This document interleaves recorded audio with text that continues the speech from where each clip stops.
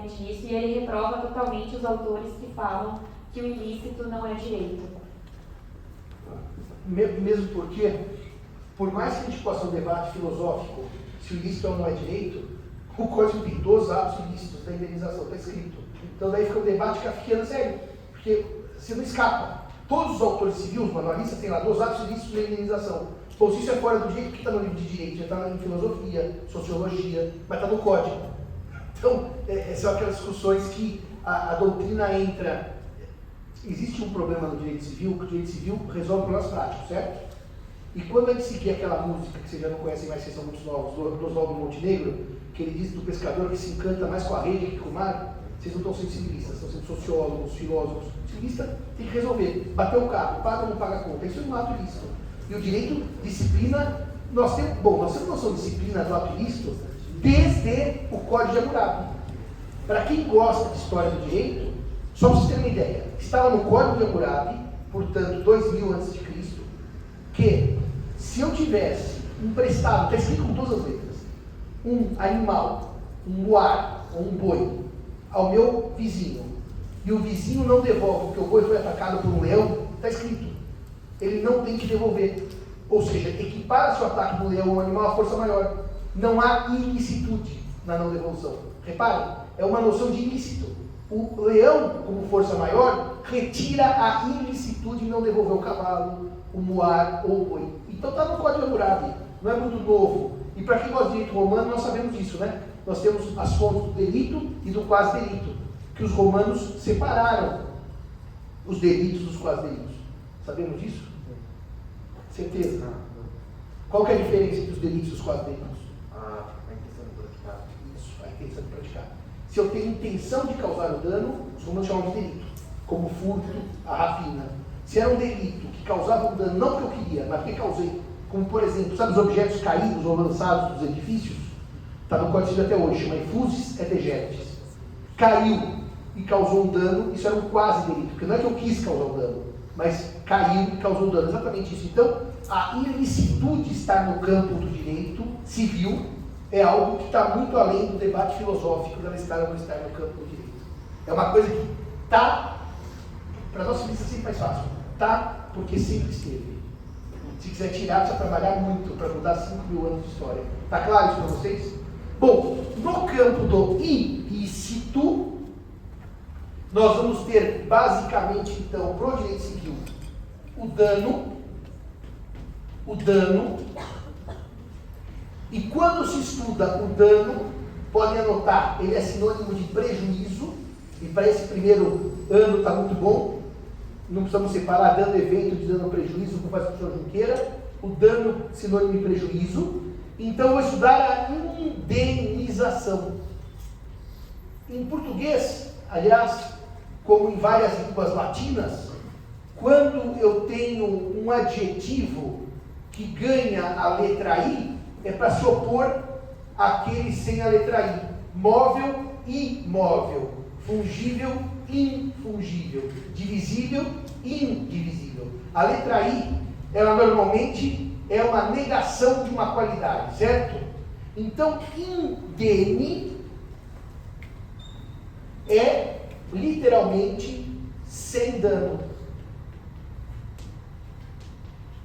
Dano, do latim, danos, e o radical é o verbo demere. E demere, em latim, é aponcar, diminuir.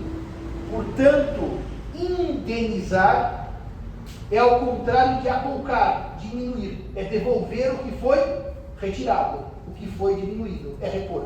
Literalmente, indenização é reposição. Claro que depois vai ter um amplo debate do terceiro ano sobre dano moral, dano estético, mas aqui são noções bem preliminares. Quem indeniza, repõe o que foi perdido. Tudo bem até aqui? Devolve o que foi retirado. Porque se o demere é apontar, diminuir, retirar, o indene é sem dano. Tudo bem? Está bem clara a ideia da ilicitude do direito civil? Eu tenho que dizer para os senhores que Pontes, por exemplo, Pontes Miranda, aumenta a noção de ilícito para todos os atos que são contra o direito. Mas quando eu trabalhar as nulidades que vai ser em breve, eu volto nessa ideia. Esse ilícito que está aqui na lousa é o mais básico e óbvio. Vocês podem ler em outros livros que digam que o ilícito vai além disso. Tudo bem, mas todos aceitam isso como ilícito. O que está na lousa, então, não é o todo, é o mínimo de ilícito.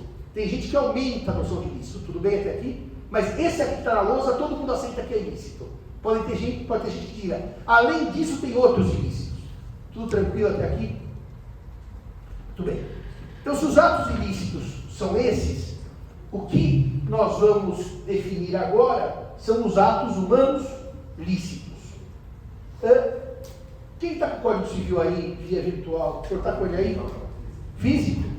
Bom, o senhor é o último, esse rapaz é o último homem que traz o Código Físico, é uma alegria. Alguém mais traz Código Físico? A senhora também traz Código Físico? 1, 2, 3, quem mais traz Código Físico? 4, 5. Nós temos, não, 5 e 60 são os últimos dinossauros, os amigos do Paleolítico. A pedra não era nem polida ainda, era lascada. O Código Civil, quando trata, porque no começo, quando eu falava, quem tem o código? Antes do computador, né? Ninguém trazia o código. Eu dizia assim, mas ninguém traz o Código Civil para a sala de aula. Tem que trazer, porque o código é a ferramenta de estudo. E o que eu fazia com o Código Civil? Eu anotava no código as coisas. A Tereza dando aula, eu ia fazendo glosas no Código Civil. Meu Código Civil inteiro glosado, com observações de sala de aula. E depois eu ia para o escritório ou para casa e completava as glosas. Mas hoje eu admito que os senhores não usem mais papel, então não faz sentido falar em glosas. Né? O senhor vê aqui para mim, por favor. Deixa eu só mostrar uma coisa para eles aqui. O livro 3, o livro 1 da parte geral são as pessoas. O livro 2 são os bens. E o livro 3 trata do fato jurídico. Então, o livro 3 da parte geral, que é o nosso objeto de estudo, certo? Faz um favor para mim, doutor. Só leia os títulos, por favor. Título 1 do negócio jurídico, certo? Vai para o próximo título. Tem que ir mais para frente. Só os títulos. Mais para frente. Então, isso. Título 2, dos atos jurídicos lícitos. Então, repare, o código diz dos negócios, estou só assim na divisão do código, dos negócios jurídicos, depois dos atos jurídicos lícitos. E temos mais alguma seção? 3, dos atos ilícitos. Então, repare que o código tem 3 seções para trabalhar o fato jurídico. Negócio jurídico, ato jurídico em sentido estrito e ato ilícito. Eu trabalhei a primeira, que é o ato ilícito. Agora vamos trabalhar as outras duas para nós entendermos como é que o código divide o tema que será objeto no nosso primeiro ano, segundo semestre. Quando se fala em atos humanos lícitos, eu tenho um problema prático. Por quê? O código mesmo fala em negócio jurídico e o código mesmo fala em ato jurídico em sentido estrito. Portanto, de uma simples leitura da lei, eu percebo que nós temos alguma coisa que não é exatamente igual. Porque tirando os ilícitos, o código divide os lícitos em 2 tipos. Então, eu preciso explicar para vocês por que o código divide os atos humanos lícitos em 2 tipos. Só que como desgraça pouco é bobagem, nós vamos dividi-los em 3 tipos, seguindo o pensamento de Pontes de Miranda. Porque já que vamos dividir em 2, já vamos dividir em 3. O código divide em 2, a doutrina divide em 3. Então, vamos pensar num ato humano lícito. Quem me dá exemplo de atos humanos lícitos? E, evidentemente, no campo do direito, não os ajurídicos ou metajurídicos. Compra e venda. A compra e venda é um contrato. Estamos de acordo. Algum outro? Testamento. Casamento. Compra e venda, vamos chamar de contratos, testamento e casamento. Já estamos com 3. Algum outro ato humano lícito no campo do direito? Além dos testamentos, contratos E do casamento? Nenhum outro. A emancipação. A emancipação. É uma boa ideia, é um bom exemplo. Eu posso renunciar a uma herança que eu recebi, certo? Não quero. Eu renuncio à herança. A doação é um contrato. Já está no campo dos contratos. Todos os contratos, compra e venda, alocação, doação, pergunta, estão no campo dos contratos, para a gente não sair das categorias. Então nós podemos pensar só como exemplo, tá? Os contratos, os testamentos, os casamentos, a emancipação, a renúncia à herança. Podemos pensar em mais um, só para vocês verem como a gente, mais dois, para vocês verem como a gente fecha tudo. Adoção é um ato jurídico lícito, que está no campo da licitude por óbvio. E podemos dar um exemplo mais simples, só para vocês entenderem onde eu quero chegar. Vocês não estudaram, claro, as formas de aquisição de propriedade, portanto vocês não sabiam aluvião, função que no primeiro ano. Mas eu vou dar um exemplo para os senhores. Eu estou andando num parque, numa praça, e vejo uma pessoa abandonar o seu cachorro. Abandonar. Joga fora. Fala, não quero mais esse animal. Vou deixar um carro que não há dúvida. Ele abandonou. Ele abriu a porta do carro e chutou o filhotinho de cachorro. Eu vou lá e pego o cachorro para mim. Essa é uma forma de aquisição da propriedade das coisas abandonadas. As coisas abandonadas em latim chamam res derelicta. Derelicta foram derelição, abandonadas. Eu me aproprio do cachorro e eu viro dono. Chama-se ocupação. É um ato jurídico humano lícito. Me apropriar do que foi abandonado. Só para dar esse exemplo para vocês, vocês vão ver qual é a importância disso. Querem ver um outro exemplo de um ato humano lícito? Eu estou pondo esse, porque depois eu tenho que classificá-los, para ver qual é a diferença entre um e outro. Eu estou andando aqui em frente à faculdade e vejo uma carteira que caiu, não é abandono. Eu pego a carteira, vejo lá o nome do titular, do proprietário, devolvo a carteira. Então aquele achado não é roubado, já começa o primeiro equívoco. Quando diz achado não é roubado é porque eu abandonei. Mas se eu achar que foi perdido, daí não é res delicta, é res desperdita, é outra categoria, eu tenho que devolver. Então esse achado não é roubado, depende.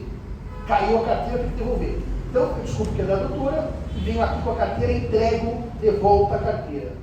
Por direito civil, quem acha bem alheio, o instituto chama descoberta, tá? O outro é ocupação. Quando eu pego o que está abandonado, é ocupação. Quando eu devolvo o que eu descobri, vocês sabem qual é o efeito do Código Civil de alguém devolver o bem que achou? A pessoa tem que pagar uma retribuição não inferior a 5% do valor do bem devolvido. Está no Código. Então, não é que ela me faz uma gentileza. Lembra-se quando aquele sujeito humilde no aeroporto de Brasília achou uns dólares, foi devolver, e o proprietário ficou muito feliz e deu uma recompensa? Não, que generoso, vou dar aqui R$1 para ele. Não é assim. Ele tem direito a 5% do valor da coisa devolvida. Vocês prepararam isso daí? São categorias diferentes. Um testamento, um casamento e um achado, que são atos humanos lícitos, mas os efeitos não são exatamente iguais. Vamos começar pelo começo. Antes de eu fazer a classificação com o nome bonitinha, só para vocês entenderem o raciocínio que a gente vai para a lousa. Quando eu digo, a senhora quer me vender o seu caderno, e ela diz, quero, nós não vamos ter que negociar o preço, porque se alguém está vendendo, nós vamos combinar o preço, certo? Que pode bater ou não bater, pode fechar ou não fechar. A senhora falou, eu quero R$100, eu falo, eu pago 5. Não dá certo. Agora ela falou R$5, eu pago 5. Vocês concordam que a compra e venda está num campo de vontade ampla dos contratantes? Até para dizer, não, senhor, não quero vender. Se eu não quero vender, não forma um contrato. Vocês reparam que no campo contratual, a vontade tem um peso total. Ela é que manda, ela é que dá regra. Por exemplo, eu pergunto à doutora, a senhora me empresta a sua casa de praia por uma semana? Que semana? Do Natal? No Natal vou eu. Se for no dia das crianças, até empresto. É o campo da autonomia privada. Ah, tá bom, Simão. Eu empresto a casa por um ano, mas você paga o IPTU. Ah, Simão, eu empresto por um ano, mas tem lá um vazamento, você precisa resolver esse vazamento. É um contrato, é um acordo. Percebam, senhores, que testamento, não preciso tomar nota disso, depois vai para a lousa bem sistematizada. Testamento e contrato são campos em que a vontade é soberana. Ela é que manda. Eu posso fazer um testamento ou não fazer, é o primeiro ato de vontade. Posso comprar ou não comprar, ato de vontade. e depois posso estabelecer as regras desse contrato. Nessa modalidade, em que a vontade é soberana, que ela é ampla, eu chamo de negócio jurídico. Por quê? Porque ela é o negócio jurídico, ele é um retrato da vontade humana, ele espelha a vontade humana. Tanto que a lei, meus amigos e minhas amigas, nos negócios jurídicos, ela entra de maneira menor. Quando eu digo menor, ela entra para dizer assim: se vocês não combinaram, eu, lei, dou efeito. Mas se combinaram, vale o que vocês combinaram. Ah, Simão, isso é muito teórico, não é nada teórico. Eu vou dar um exemplo que vocês fazem todo dia quando fazem compra na internet. Quer ver que isso não é nada teórico? Os senhores entram num site para comprar. Eu compro livro de estante virtual uma vez por semana. Tudo bem? Vocês têm lá um xizinho no quadradinho sobre o frete. Frete rápido, frete lento, frete médio. E vocês pagam para que o produto seja entregue. Mas por que vocês pagam para que o produto seja entregue? Porque está na regra do contrato eletrônico do site. Quem não quiser pagar não vai ter contrato. Não tem lá sem frete. Estou dizendo estante virtual. Tem outros que tem sem frete. Estou dizendo onde eu compro. Então, se eu quiser comprar um livro pelo estante virtual, eu vou ter que pagar o frete. Está na regra do jogo. Tudo bem, está aqui. Agora, se eu for aqui no seu Messias, onde eu vou toda semana, eu não pago. Eu pego o livro, levo embora, vou ajudar para o escritório. Então, eu posso escolher contratar sem frete, mas não vai ser na internet. Naquele site, tem que pagar o frete. Agora, olha que coisa interessante. Olha que coisa interessante. Se eu perguntar para vocês, vamos ver o feeling de vocês. No contrato de compra e venda, tire a internet. Só para vocês verem se vocês chegam onde eu quero que vocês cheguem. De quem é o custo de entregar a coisa? De quem compra ou de quem vende? Tire a internet, pense em contrato qualquer. De quem é esse custo por lei? Eu compro uma vaca que está na fazenda do vizinho. De quem é o custo de entregar a vaca? Do vizinho que me vendeu ou eu que comprei? Então, mas se o senhor vai estabelecer expressamente, o senhor disse que não tem regra. Eu quero saber qual é a regra do código. O código tem uma regra própria. A regra, pelos contratos de compra e venda, é que as despesas de entrega são de quem vende. Está escrito. É do vizinho. Só que o fato de estar escrito que é do vizinho não permite que a gente mude a regra, por exemplo, combinar dividir meio a meio a despesa, ou combinar que eu, comprador, pago. O que eu estou dizendo para os senhores? Quando vocês fazem um clique na internet e escolhem o frete, vocês estão derrogando uma regra do Código Civil. Porque quem deveria custear aquilo é o vendedor. Só que vocês fazem um clique, pagam o frete e vocês estão derrogando, afastando. Isso é algum problema? Não. Por que não é problema nenhum? Porque no negócio jurídico, como ele é o campo da vontade, a vontade é soberana, a lei se aplica se a gente não combinar nada. Porque se vocês não combinarem nada quando derem o clique de pagar o frete, o vendedor não pode mais impor, porque é dele pelo Código Civil a despesa de entrega. Por isso que antes de finalizar, você tem que fazer um clique no frete. Porque se não viesse nada escrito, de quem seria o frete? Do vendedor, por lei. O campo dos negócios jurídicos, eu queria que vocês tivessem bem clareza disso que eu estou dizendo, é o campo da autonomia da vontade. É o campo em que a lei se aplica subsidiariamente. É o campo em que a lei se aplica porque nós não combinamos.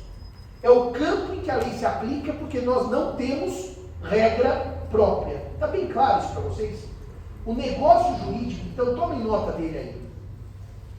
Negócio jurídico é a autorregulamentação da vontade das partes.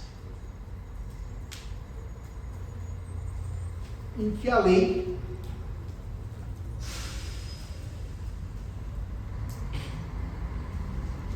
é aplicada subsidiariamente. Subsidiariamente. Então, eu já vou lhe dar a palavra. Veja um detalhe. Se a lei é aplicada subsidiariamente, a vontade pode derrogar a lei, afastar a lei. O que leva vocês a me perguntarem, mas nesse campo do negócio jurídico, em que a lei é subsidiária, em que as partes podem afastar a lei, tudo pode ser afastado pela vontade? E a resposta é não. Existem normas inderrogáveis, certo? São chamadas normas de ordem pública. Ou cogentes, perfeito. Então, onde é que o negócio jurídico para? Qual que é a barreira? As normas cogentes, ou normas de ordem pública, que aí a vontade não derroga.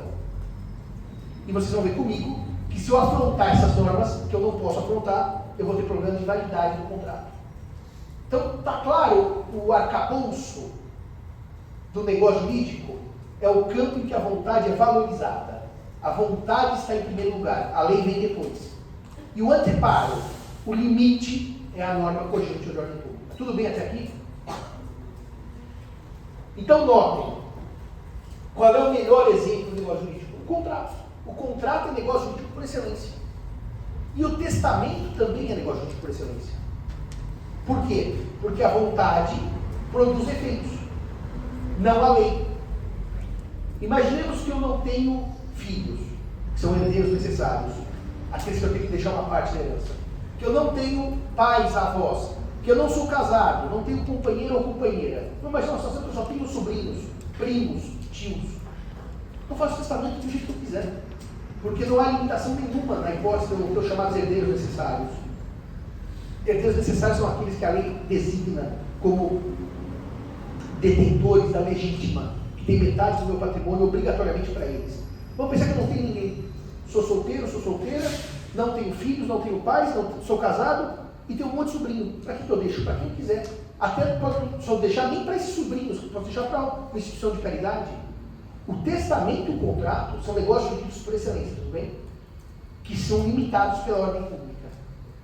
Mas cuidado, quando vocês estudam as obrigações, o Código Civil não vai dizer assim, ó, em toda regra, esta regra é subsidiária, essa regra você pode derrogar. Ele vai dizer o contrário, esta você não pode derrogar.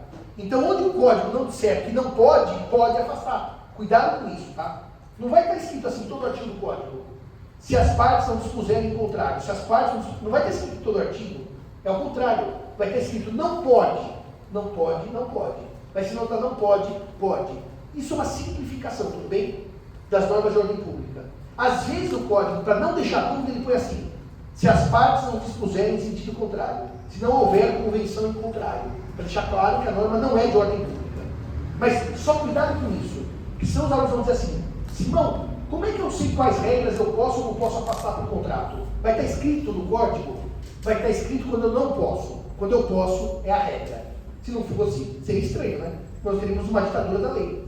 Que a lei vai dizer, você não pode nunca. Quando puder, eu aviso. Não. Você pode sempre. Quando você não puder, eu te aviso. Está bem claro o sistema? Fala, doutor. O senhor queria fazer uma pergunta. O senhor tinha falado sobre a prevalência da vontade para a questão do crédito, por exemplo. Isso. Mas a gente, por exemplo, vai comprar um produto online, a gente não tem a opção de não pagar o frete. Por exemplo, a gente tem a opção de pagar o frete. Nesse caso, O senhor tem a opção de não comprar, porque o senhor não quer pagar o frete. O contrato não é um ato de vontade? Quando eu falei, eu dei exemplo da colega, ela falou assim, não, eu quero R$100 pelo caderno, eu disse, não pago, conformou o contrato. O senhor não é obrigado a contratar. O senhor não é obrigado. Porque se o senhor fosse obrigado a contratar, era um regime stalinista. Mas o senhor pode dizer, não quero pagar o frete, então o senhor vai na loja buscar. E se não der? Não der, não deu. Vamos imaginar o seguinte, o senhor, como eu, gosta de livros raros. Que o senhor acha no Mercado Livre um livro raro, só tem lá. E que o senhor tem que pagar o frete para comprar. Senão, o senhor não compra. É uma condição contratual, certo? mas não está escrito lá que tem que pagar aqui na venda? Está escrito que quem tem que pagar é quem está vendendo se não houver combinado o contrário. E aqui o vendedor tem uma condição contratual. Só vende se o senhor pagar. É muito simples. Ou seja, a lei se aplica quando não houver combinado o contrário. E se eu estou dando uma condição contratual, o senhor pode querer ou não querer contratar. Mas se quiser, é nas minhas condições. Se quiser, nas minhas condições. Eu não sou obrigado a contratar com o senhor, mas o senhor comigo. Só que eu digo, eu só lhe vendo esta garrafa d'água se o senhor for buscar no meu escritório. O senhor diz, mas se não, eu estou na Bahia, você está no Rio Grande do Sul, não vou buscar porque eu não tenho contrato. O contrato nasce quando há consenso. E quando o senhor entra lá e fala assim, eu não quero pagar o frete, não há consenso. Porque quem quer vender só quer vender se o senhor pagar o frete. Percebeu a lógica disso? Não dá para nascer o contrato. Ninguém é obrigado a vender nas condições que o senhor quer. O senhor entra lá, eu quero muito esse livro. O vendedor diz assim, só se você pagar o frete, eu não quero pagar, então não há contrato, porque não há acordo de vontade. Ficou claro essa resposta para ele? Tem que ter acordo. Se não há acordo, não há contrato. O senhor fala assim, Simão, gostaria muito de me contratar como advogado. É meu sonho. Eu vou comprar 500 mil reais, eu vou ter como pagar, eu tenho um contrato, mas o senhor sonha ter o Simão como advogado. Está percebendo? A condição para formar um contrato é o acordo. Quando o senhor se nega a pagar o frete, não tem acordo. Se não tem acordo, não tem contrato. Está bem claro isso? Espera só um pouquinho que alguém levantou a mão aqui na frente antes, senhor.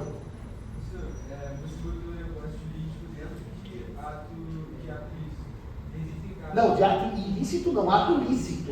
Eu estou trabalhando nos negócios jurídicos na categoria dos atos lícitos, pelo amor de Deus, não dos ilícitos. Ah, tá bom. Mas, no caso de negócios ilícitos, ainda são negócios lícitos? Tá, é isso que eu não tinha trabalhado, que eu falei para os senhores, que eu ia trabalhar os mínimos. Alguns autores dizem que quando o senhor tem um objeto ilícito, mas não anotem isso, porque eu vou dar a aula da validade inteira, isso aqui é uma antecipação da aula da validade. Então não anotem, senão você vai ficar capenga. Quando existe ilicitude no objeto, eu posso ter um negócio jurídico nulo. E daí ele também seria um ato ilícito. É uma extensão, ampliação da ilicitude. Mas eu não trabalhei agora, que eu falei para vocês, eu vou dar o mínimo do ilícito, que é o dano. Agora, alguns tratam isso como ilícito, um ilícito mais amplo. E daí iria da categoria dos lícitos. Essa é a sua pergunta, essa é a sua resposta. Voltando para a pergunta dele, quando alguém dispõe que ele é curso do que você faz para o vendedor, mas no contrato, mas a vontade do contrato estabelece que ele pode escolher, essa lei não fica sem efetividade, não fica baseada? É ao contrário, ela fica completamente efetiva. Sabe por que fica completamente efetiva? Deixa eu mostrar uma coisa para os senhores. O Código Civil diz que as despesas de entrega são do vendedor, tudo bem? Se ninguém disse nada, quem responde? O vendedor por lei. Então, na dúvida, não tem dúvida, o Código tira a dúvida, ela é completamente efetiva. Agora, na hora que a gente afasta, ela também é completamente efetiva, porque eu não sou obrigado a seguir aquela norma. Ela é efetiva duas vezes. Quando eu não falo nada, porque eu sigo a lei. E quando eu falo, porque eu não sigo, porque a lei diz que ela não precisa ser seguida. Ela é duas vezes efetiva.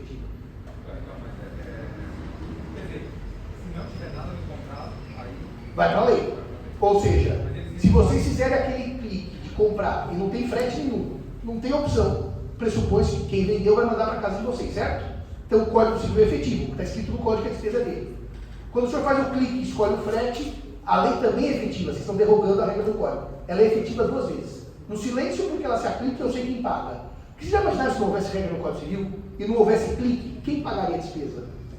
X? Não, está no código. A norma supletiva, senhores, ela é aquela que a gente pode combinar, mas se não combinar, segue a lei. Isso é bom, porque dá segurança jurídica.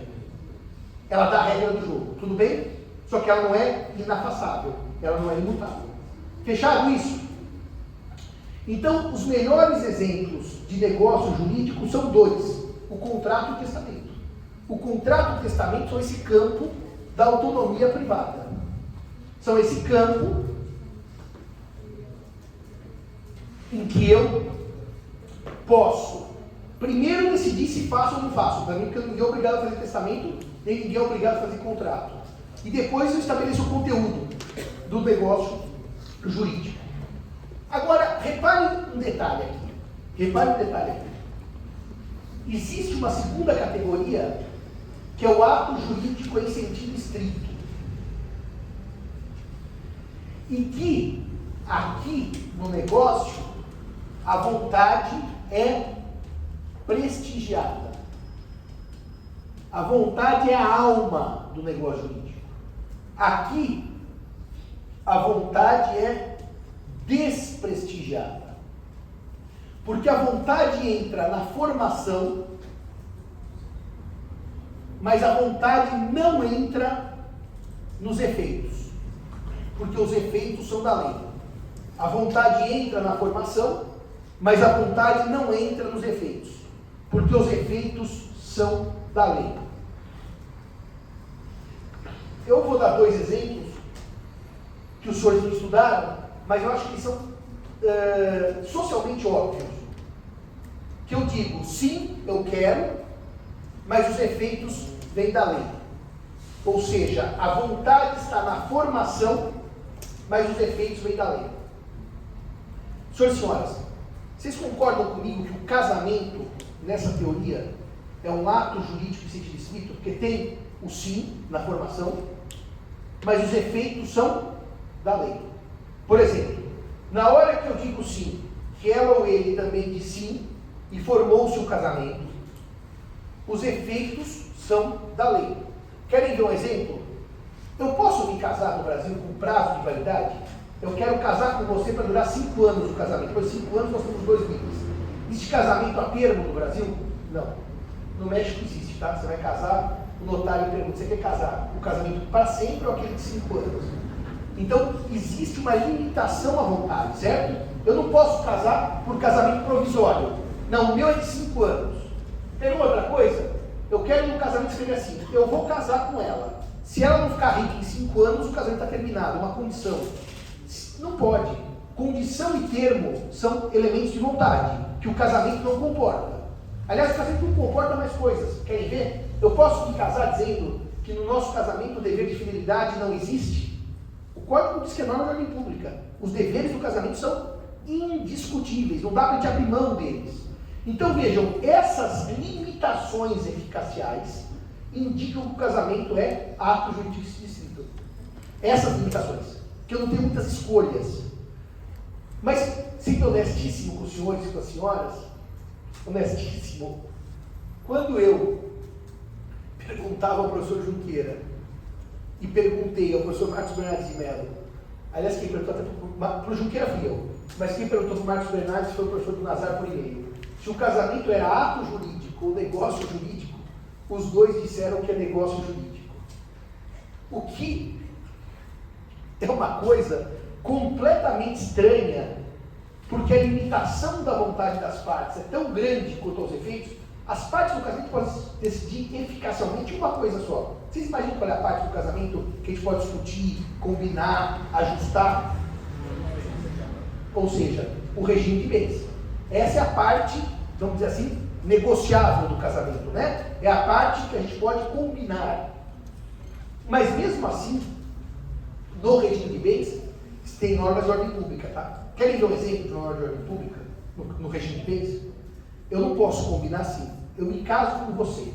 O que é meu, o que é seu é nosso. Chama assim. Para mim vale a separação de bens sobre o que é meu. E o que é seu vale comunhão. O que é meu, o que é seu é nosso.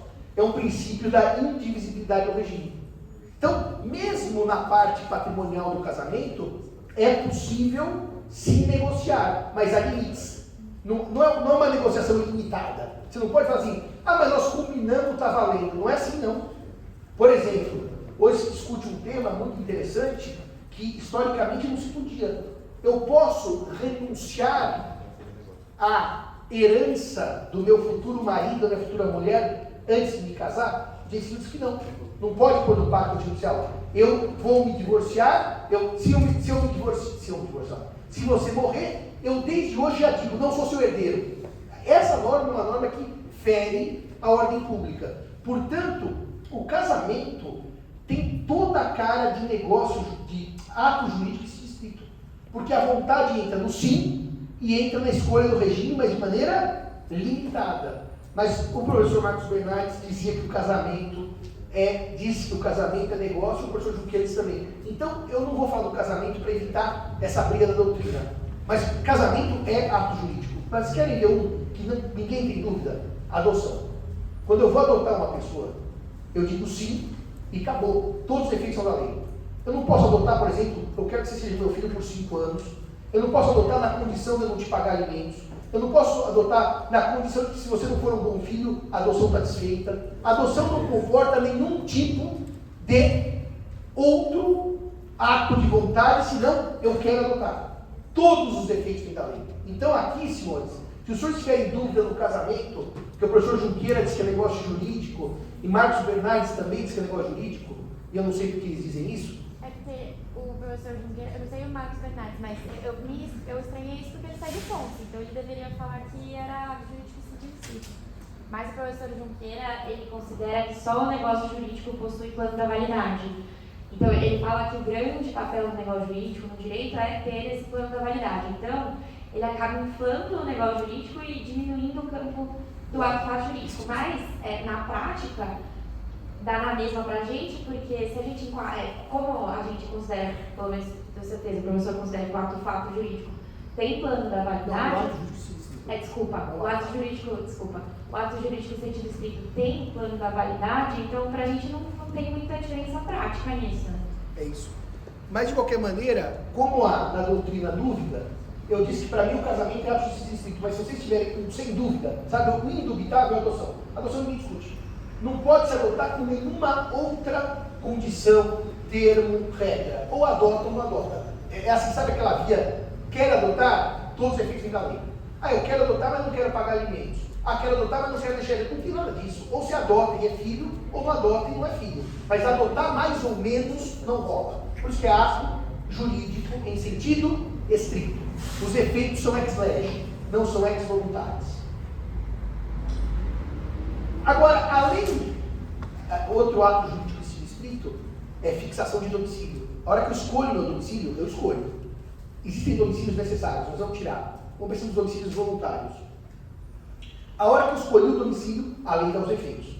Mas eu escolho onde firmar o meu domicílio. Agora os efeitos vêm da lei. Muito bem. A terceira categoria é a do ato fato jurídico. E o ato fato jurídico, vocês viram que no ato jurídico estrito eu disse que a vontade é desprestigiada, certo? Nós estamos indo do mais para o menos. Negócio jurídico, vontade prestigiada. Ato jurídico estrito, vontade desprestigiada. Ato fato jurídico, vontade irrelevante. Agora vai completar o que a Bruna dizia agora há pouco. A categoria pontiana do ato fato jurídico, que o melhor exemplo são chamados atos materiais. Lembra-se que eu disse agora há pouco o cachorro é abandonado, eu abraço o cachorro e por ocupação eu viro proprietário daquele cachorro abandonado? Lembra que eu disse que eu achei a carteira da colega e fui devolver e ela me deve os 5% da recompensa? Nessas categorias, a vontade é irrelevante. Ou seja, não há vontade nem na formação, nem nos efeitos. Vocês viram que do primeiro para o último era assim: vontade na formação e nos efeitos, negócio. Vontade na formação e não nos efeitos, ato jurídico estrito. E aqui eu estou dizendo que não há vontade nem na formação, nem nos efeitos. Vocês repararam que eu fiz uma gradação da vontade? Ficou claro isso para os senhores? Do mais para o menos. Então, nessa categoria, a vontade é irrelevante. Se a vontade é irrelevante, vocês estão de acordo comigo que eu não posso alegar nulidade porque a pessoa é menor? Nessa categoria última é impossível discutir nulidade, porque ela é menor. É impossível discutir invalidade porque ela foi enganada por erro, por dolo, ou que ela foi coagida por violência. Nessa categoria do ato fato, presta atenção. Se eu tiver vontade ou não tiver vontade, o efeito é da lei, tudo bem? Então a vontade é irrelevante. Qual é a questão prática que isso decorre? Se uma criança de 4 anos encontrar o cachorrinho na praça que foi abandonado e abraçá-lo e falar e agir como proprietário, você pode ver, mas com 4 anos ela não sabe o que ela está fazendo. Para o Código Civil não importa o que ela pensa, o que ela quer, a vontade é irrelevante. O verbo da lei é bonito. Se assenhorou do cachorro, ela abraçou o cachorro, pegou o cachorro para si. A doutora vai dizer, mas com 4 anos ela não sabe. Se fosse negócio, era relevante. Se fosse ato estrito, era relevante. Só que isso é um ato fato. Tudo bem que a criança com 4 anos que abraça o cachorro, ou o maior incapaz com 40 que abraça o cachorro, é o mesmo efeito jurídico. A vontade é irrelevante. Então veja, se a vontade é irrelevante, como é que eu anulo, entre aspas, um ato fato por erro ou dolo? Erro ou dolo não são vícios da vontade? Não são vícios do consentimento? Se eu estou dizendo que a vontade não entra no jogo, como é que eu anulo por algo que não está no jogo? Repararam como essa categoria, ela sai, só um minutinho, para deixar bem claro, ela sai do plano da existência e vai para o plano da eficácia. Eu vou mostrar isso na aula que vem, os 3 planos. ela não chega no plano da validade. Como disse a Bruna, a questão do ato jurídico em sentido estrito, que agora eu vou pedir, o senhor abre para mim, por favor, o artigo 185 do Código Civil, que é o único artigo que trata da categoria 2, ato jurídico em sentido estrito. O que diz? Pode ler, senhor. Aos atos jurídicos lícitos, que não sejam negócios jurídicos, aplicam-se no que couber as disposições do tipo de negócio. Aos atos jurídicos lícitos que não sejam negócios, aplique-se no que couber a disposição do título anterior, que são dos negócios. Então, nos atos jurídicos, categoria 2, eu tenho aplicação do plano da validade, mas nos atos fatos não. Uma criança que acha um cachorro, um mais velho que acha um cachorro, uma pessoa que eventualmente tenha uma deficiência mental profunda e não tenha discernimento, mas acha a carteira e devolve a carteira, não interessa esse discernimento, essa vontade, que são atos materiais, ato e fato jurídico. Ficou claro para vocês que ninguém pode invalidar algo que a vontade é irrelevante? Portanto, não se discute o plano da validade nos atos fatos. É diretamente da existência para a eficácia, como eu vou mostrar para vocês na aula que vem. Fala. Senhor, por exemplo, se o senhor abandona essa garrafinha, eu acho que está muito bem. Sim. Eu, com maior de idade, tenho a vontade de pegar a garrafinha Sim. e me ocupar dela. Isso. Mas então seria um ato jurídico? Não seria porque ele pergunta o seguinte: se eu abandono essa garrafinha aqui em cima, o colega fala que ótimo, vou levar para casa para cortar a garrafa e plantar uma plantinha. Ele é maior e capaz. Ele sabe o que está fazendo quando ele se apropria da garrafa. Só que, por direito, o senhor saber ou não saber é irrelevante. Porque se uma mesma pessoa com 2 anos fizesse o mesmo gesto, daria o mesmo efeito. Portanto, aqui não entra a sua vontade. Aqui o dia que vai perguntar, por que o senhor se apropriou da garrafinha? O senhor pegou a garrafa como sua? É sua. É isso que é interessante. Mesmo que eu tenha consciência desse assenhoramento, tudo bem? Isso é irrelevante, porque não tem, produz o mesmo efeito. Você percebe que isso passa a ser irrelevante? Quando eu perguntar para o senhor, quer ver uma coisa? O senhor se casou com ela por quê? Porque o pai dela me ameaçou com uma arma de fogo. É relevante a coação do casamento, porque a vontade dele só se formou porque ele foi coagido. Então, estão entendendo a lógica disso? Por que o senhor vendeu a casa? Porque meu vizinho me ameaçou. Ou você vende a casa ou eu vou sequestrar seu filho. Contrato. Nas 2 primeiras categorias é relevante saber se a vontade foi livre ou não foi livre. Na segunda, se o senhor pegou a garrafinha consciente, ou uma criança pegou a garrafinha sem o chamado discernimento, o efeito é ex lege. Vocês perceberam que não importa o porquê ela pegou, se ela entendeu o que ela estava fazendo? Isso que essa categoria tem de charmoso. Ela produz efeitos, mesmo eu não tendo vontade.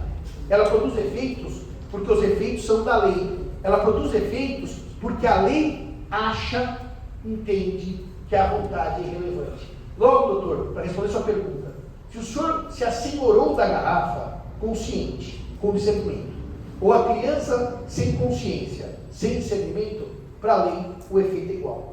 Se o senhor sabia o que estava fazendo e a criança não, isso é irrelevante para a lei. Ambos praticaram um ato fato. Mas isso gera deveres para quem praticou? Alguns atos fatos geram deveres.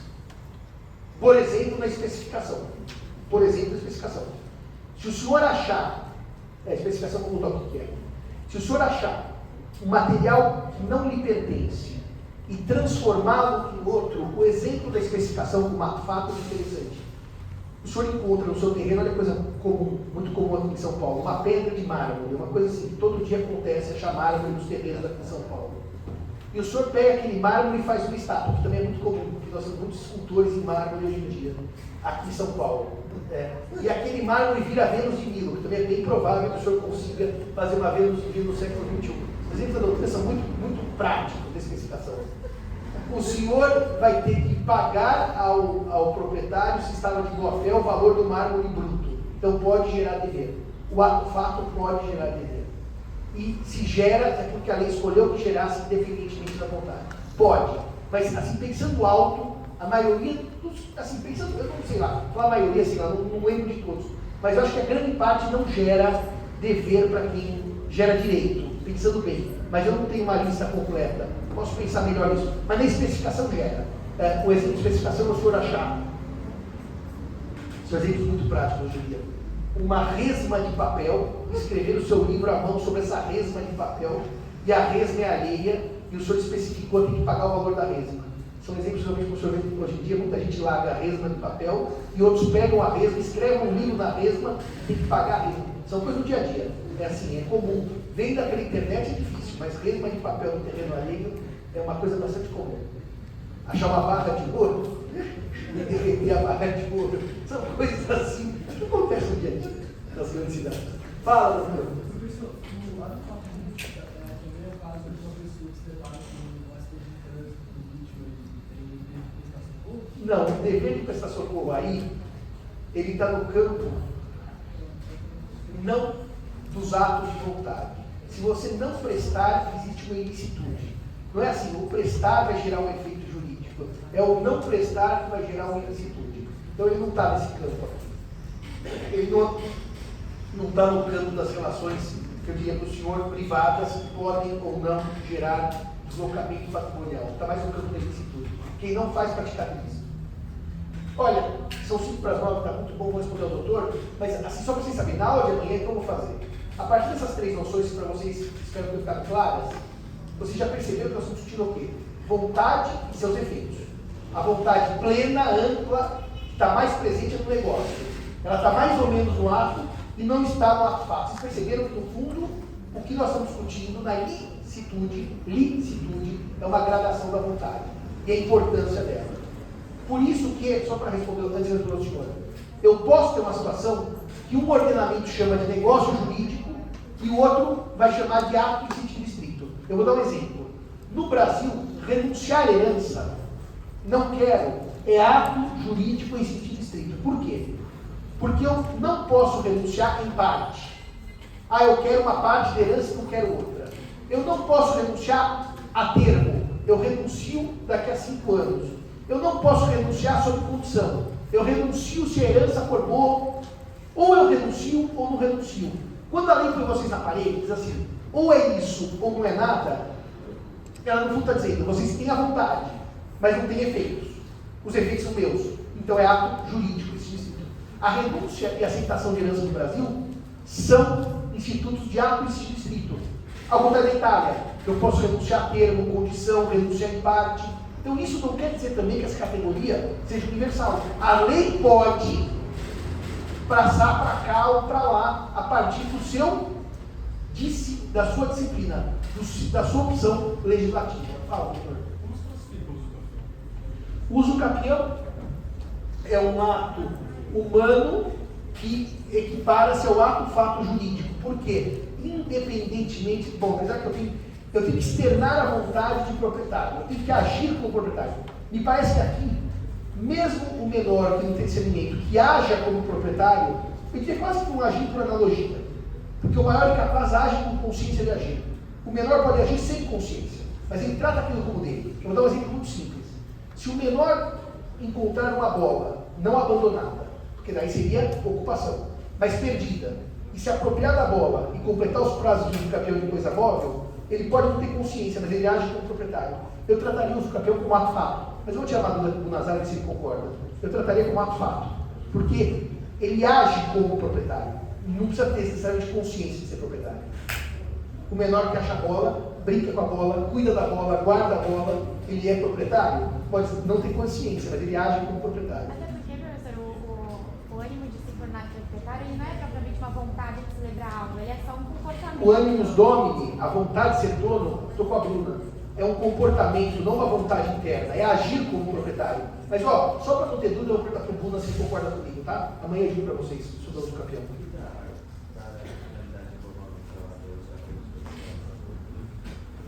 Sim. Não, também acho que não.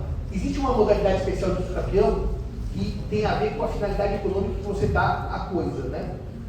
Me parece que também é um ato que eu olho, Marcelo, de fora e não de dentro. Dar a vontade, dar a finalidade econômica não é vontade de dar, é efetivamente agir como. Por isso que eu acho que o uso campeão está mais para fato. Eu não vou chegar com Bruna se existir alguma divergência, eu não ia entrar para vocês, tá bom? Mais alguma coisa? Então até amanhã, obrigado, tchau, até amanhã.